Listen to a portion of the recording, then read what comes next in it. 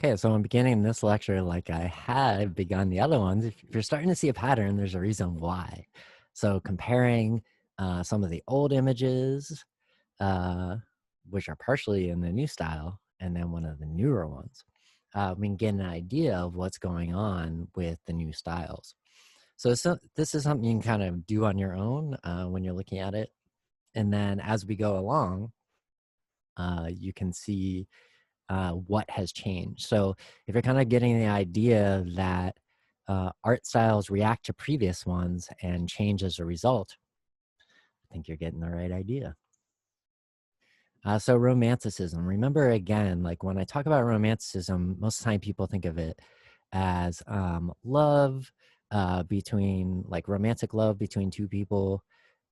But that's not what we're talking about here. Instead, we're talking about emotionalism. So Jansen says the Enlightenment helped to create a new wave of emotionalism that lasted for over half a century. So the people of the Enlightenment tend to think of themselves as rational and kind of anti-emotional in a way. We saw that with Davi, even though he used emotion somewhat in his pictures.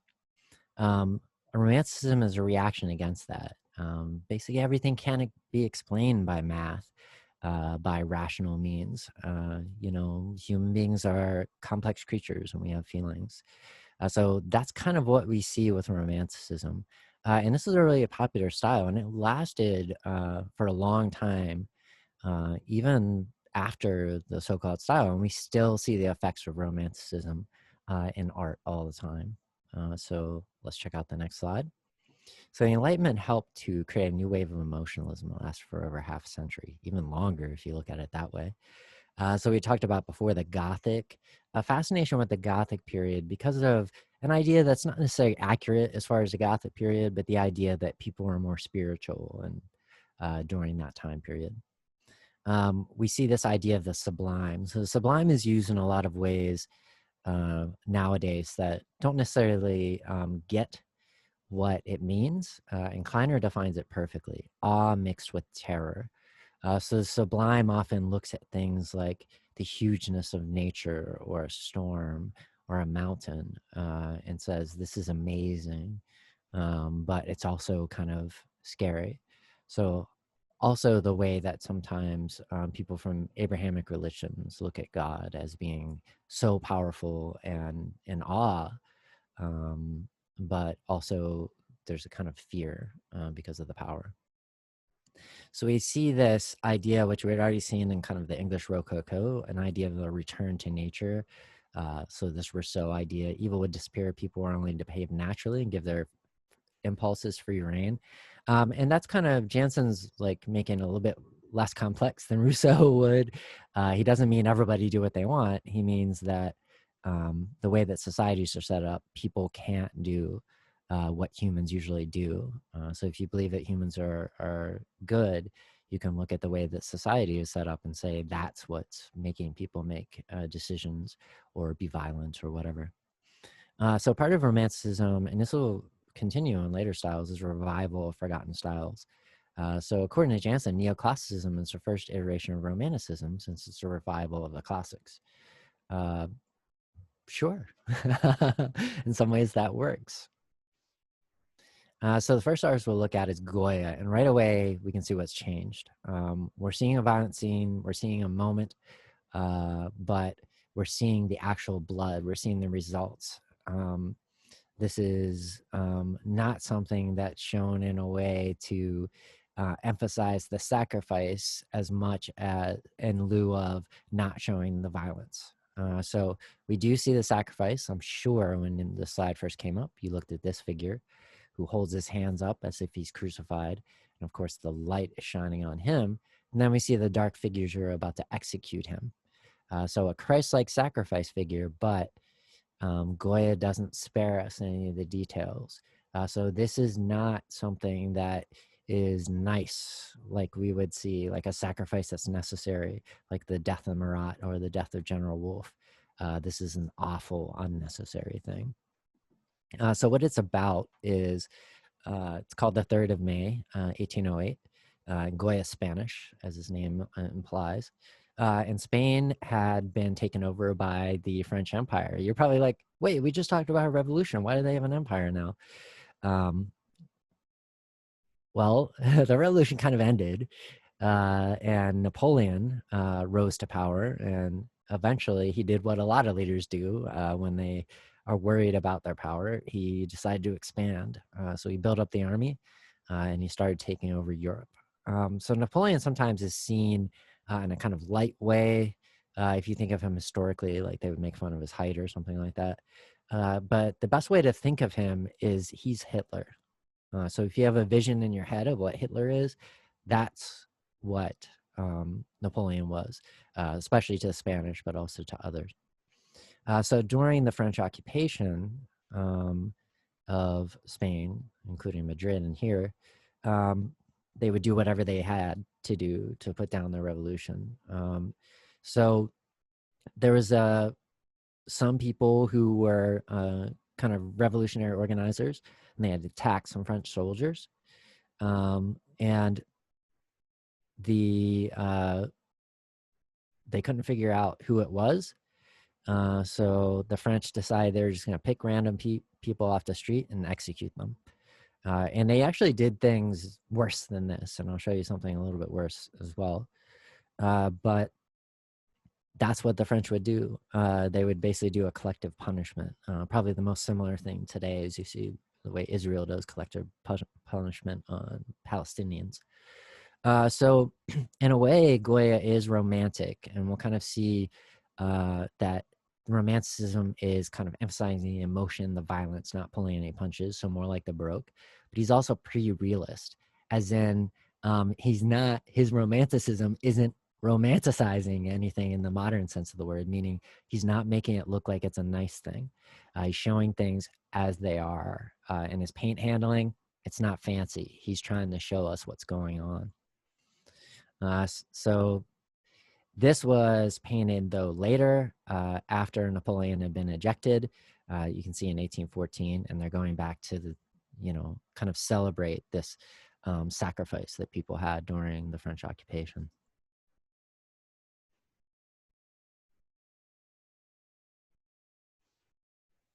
So Goya, when he got older, became distraught. He moved to a home in the country, and believe it or not, he covered his walls with paintings like the one you see here. Some of them were transferred to canvas later on, and that's what we have. So this is a story from ancient Greece about the Titans, Saturn devouring one of his sons. So if you're not familiar with the story, the father of Zeus, Saturn, Saturn had been told that his kids would eventually rise up and destroy him. So he decided he was going to act first, and he ate all of his children.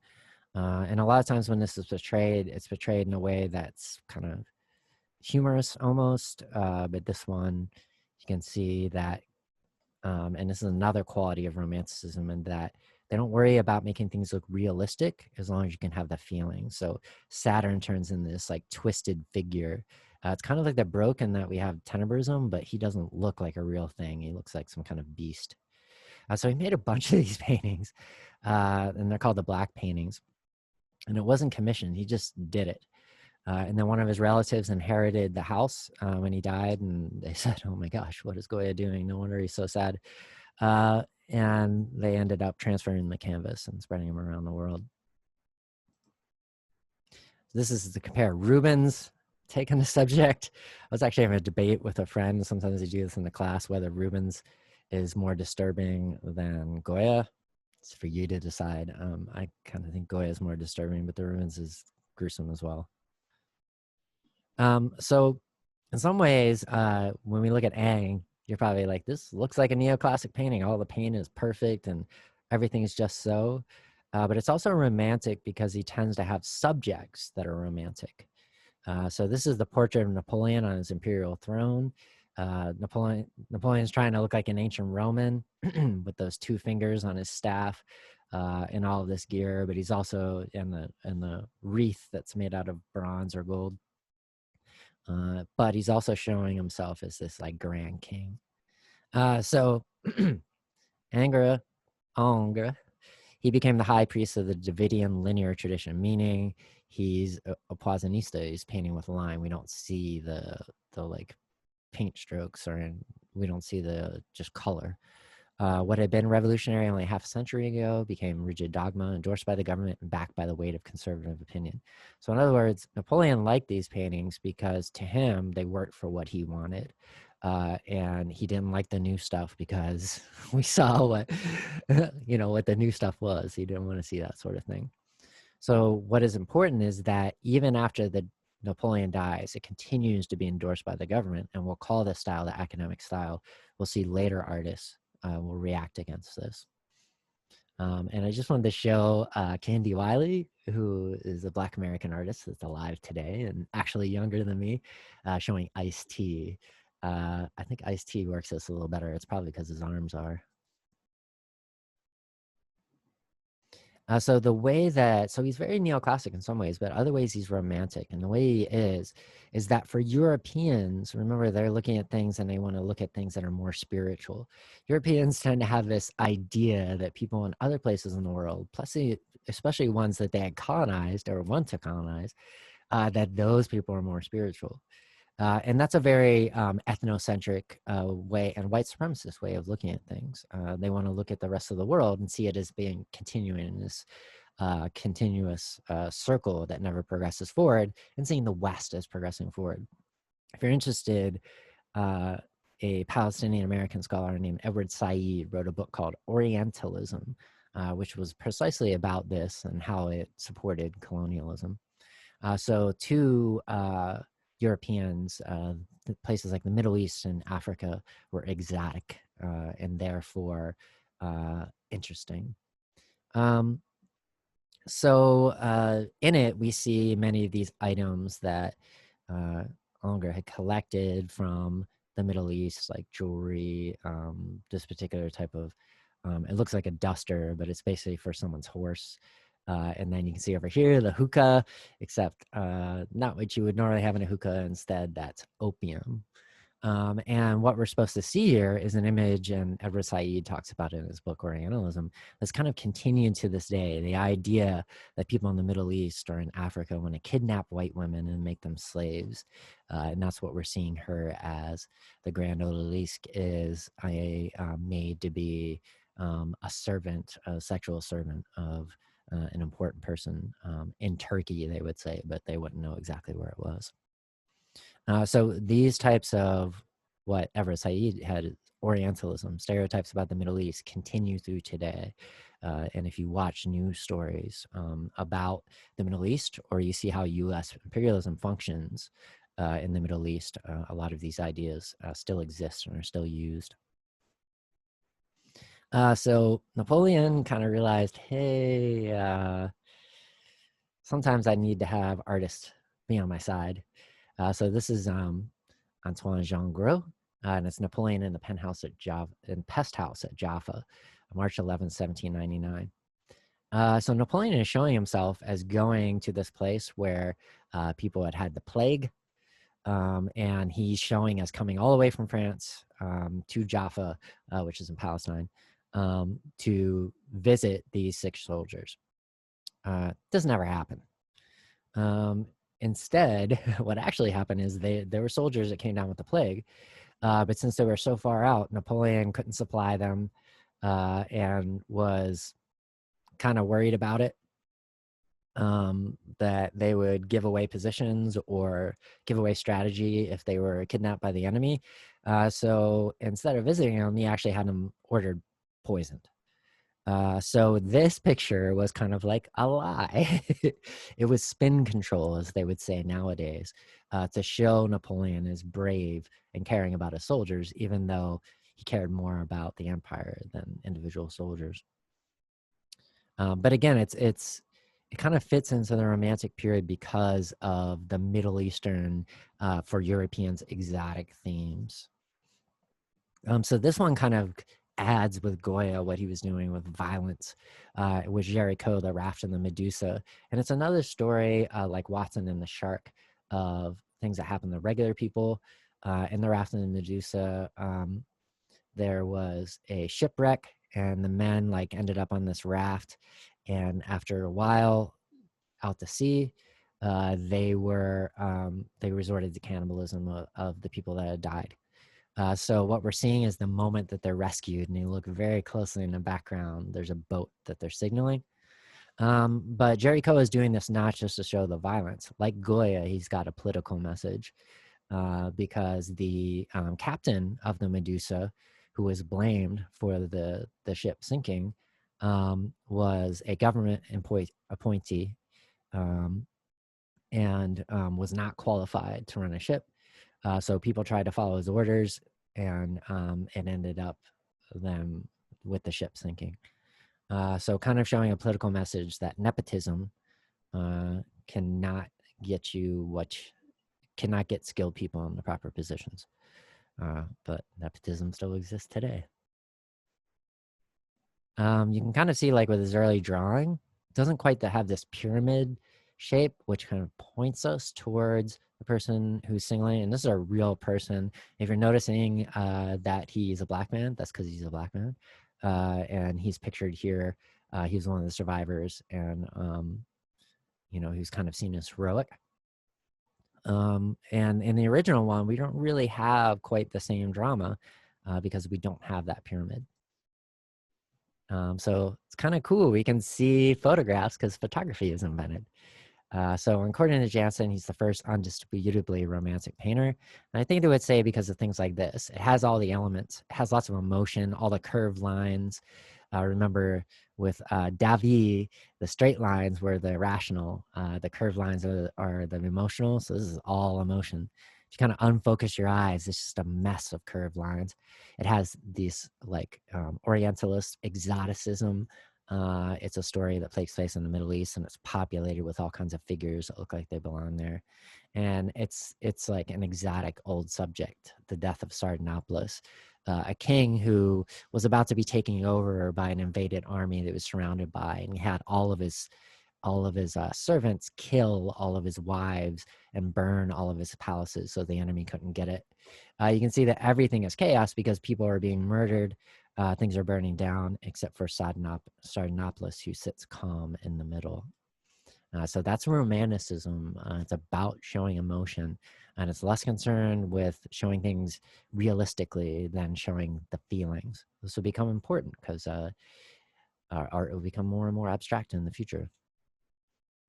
So this one has even heavier paint handling. So if you were to place like the Romantics in a Poisonista or Rubenista, they're definitely Rubenistas. So a dramatic, emotional, subjective art. So this one, we see the figure, the odalisque, and the hookah's there, but this one is a little bit more lurid than Grand Odalisque. It's showing her, most people see her as like passed out, so in an opium kind of like daze. So he painted with color, just like Rubens. And some of these artists are very political. This is Delacroix. Delacroix actually pictured himself even though he wasn't there. And he's holding, I'm bad with guns, but somebody told me this is a blunderbuss, so you can fire it once. But this had to do with one of the many revolutions that happened in European cities throughout the 19th century. And they were uprisings like we've seen recently in the United States, where people said, I don't like this. Like people rose against police earlier this year in 2020. And that sort of thing happened. And many of these revolutions were kind of started by the conditions in cities, the conditions for these industrial workers who were getting paid crap and living in terrible conditions. And many of the revolutionaries wanted socialism to replace capitalism. They didn't even have the word for socialism yet, but they started to develop it at this time. So what Delacroix is doing is what many of the socialists did, is associating it. He has liberty symbolized as a woman. She's not supposed to actually be here, with the tricolor flag, saying the revolution in France, which ended up just having different types of elite, powerful people in control, that wasn't the real Enlightenment revolution. Our revolution, which gives power to everybody, is the real one. So he's kind of trying to express that. Most of the artists that we'll see in the 19th century have those sorts of direct democracy, socialist type of views. You can see he puts the date right here. Everybody, the newspaper boys, is firing guns. There's death on all sides.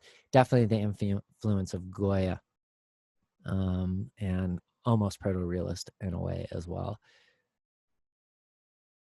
So again, we get pictures. This is Daumier, couldn't stand still for the picture. And he's taken by Nadar. We'll see a lot of that later on. So Daumier, also a socialist, like Géricault, and most people were. That sort of thing's coming back nowadays. In the third class carriage. So it's showing a bunch of things. It's showing like what the industrial world is doing to people. So a lot of times people think of, like nowadays, they think of historically, oh, life in the Middle Ages was so bad or whatever. But people in the Middle Ages in Europe didn't work a lot. And they also had their own house, and they were basically in control of their own environment. In with the advent of capitalism and working in factories, people would have to take trains to go very far distances with their children, as you can see, just to work and barely make a living in a house that they don't even own. So Daumier wants to show a little bit of that, and he also wants to show how people that are richer, you can see the people with the top hats, will be next to people who are much poorer. So one of the strange kind of developments in the 19th century is that with public transportation and other things that industrialists wanted, at least at the time before there were cars, have brought classes of people together who wouldn't necessarily rub shoulders before. So he's showing you kind of the plight of people, regular working people in their terrible conditions, and also showing how there's a strange kind of democracy going on with public transportation.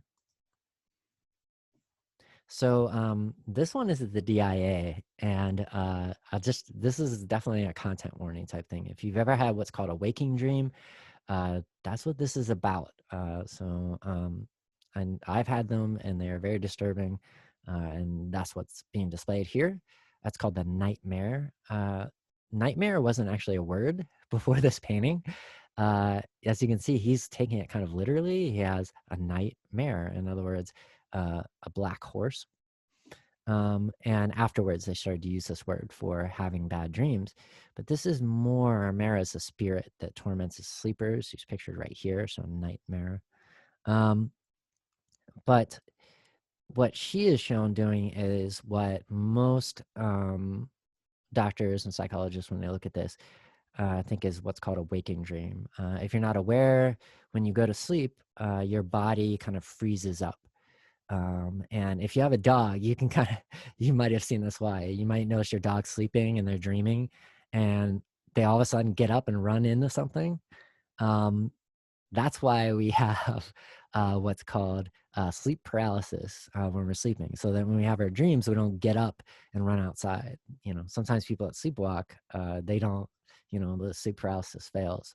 So what a waking dream is that you wake up and you're conscious of what's going on the outside, although you can often kind of half see your dream and half see the real world. But you're frozen in sleep paralysis. So it's in this very disturbing state between sleep and being awake. And many people that have this, they experience what they think is a weight on their chest holding them down. So he's showing that here with Mara being weighted on the chest of the person. So for people that have waking dreams, they can be very disturbing because they oftentimes the dream, again, is overlaid real life. So it's basically like a hallucination. But again, it's this psychological inner state, which is kind of a new thing for Romanticism. And this is one of my favorite artists, and I don't think I do him justice. But this is William Blake. As you can see from the year, it's earlier than all the other artists we're looking at. It's in 1794. If you're a fan of the show Hannibal, I think you know a little bit about William Blake. If not, I highly recommend this television show. But William Blake is showing the Ancient of Days. So he's kind of taken some of these Enlightenment ideas. Some of the Enlightenment philosophers either sort of became atheists, or they looked at God as not a personal God, but more as an engineer that builds the world and has it work, like a clock or something like that. And scientists would often kind of think of things in that way. But William Blake already started to question that kind of thing. He's like, well, even then, what is that? What does that mean? If there's a God that doesn't care about us and just created the world as a machine. So he kind of talks about some of these issues and talks about the changes with early capitalism and industrialism in Europe. And he does it through these symbols. So he's hard to place. He's kind of fitting in with the Enlightenment, and that he's a reaction to Enlightenment. He's fitting in with Romanticism because he's also a reaction to the Enlightenment. So it's hard to know. But again, you could almost do a whole class on him. He's very complex. I'll include a link to this if you want to see it. So he doesn't represent God, but the tyranny of reason. So the Enlightenment, people recognize that there's only so much you can do through math. People have feelings, and you have to kind of account for that. But other people think it's kind of like a godlike figure. So this is J.M.W. Turner. I could say his whole name, but nobody says that. And it's the slave ship. And we're getting partially the sublime with this, and that it's a storm and we see the sun and everything is kind of like huge and scary. But we're also getting some of the violence that we saw before, and I'll show you close up. Again, a content warning, this is very disturbing. But it's also showing a political message, like we had seen in the previous one. So it's called the slave ship, slavers throwing overboard the dead and dying, typhoon coming on. So this is made in 1840. And the United States, which was the place that most slaves from Africa were transported to, had, when they became a country, they said they were going to stop all importation of slaves in a certain amount of years, and ended up being 1808. So this is after 1808. But as you might imagine, people that had been making their living on selling human bodies didn't want to give that up. So they continued, but they just had to do it sort of underground. And the British, the UK, the country had illegalized any sort of support of the slave trade. But again, business people, they didn't want to give this up. So they continued. And this included, and this is quite disturbing, insurers who would insure slave ships against loss. In other words, loss of people, death. But a lot of the policies that were done were made so that if the slaves that they had brought were sick and they lost money because they couldn't sell them because of that, that the insurance wouldn't pay. But if they died, they would pay. So we get to the story, which is a real story. There is a storm, and the slavers, they kept slaves in the bottom of the boat. And when there's a storm, water starts to fill in the boat. And that means that some of the men and women who are down there are going to get sick from being exposed to the water, which they won't be able to pump out. And when they get to the United States or Cuba or wherever else they're going, and they try to sell these human beings, they won't be able to because they'll look sick. So what they did instead, because they know insurance would pay if they died, they threw them overboard. And this was a relatively common practice. So what J.M.W. Turner wants to show is that not only is this still going on, despite the British government saying it's illegal, but how brutal and dehumanizing it is. And mind you, it's 1840, so slavery is still going on officially in the United States. So it's rather gruesome. You can see they were chained in there and they just threw them over still with their chains on. And the birds and the fish and sharks just eat them. So I don't want to linger on this too long, but it gives you an idea of kind of a powerful message that you can do with all these elements of Romanticism. So Caspar David Friedrich is really going for that Gothic with a K type of idea, but also some of the decay types of images that we had seen previously, minus the vanitas message. So Caspar David Friedrich isn't necessarily saying be better because the world's going to end. Instead, there's kind of like a appreciation for the beauty in times past for the romantic. And that's the case here. He likes to show what would happen when cultures die? You know, pieces of the buildings would be left, but we'll still have the sublime, in other words, nature. And you can see how people are kind of populating these areas. So I'm actually going to skip the part about photography until test 3. So this is the last one for test 2.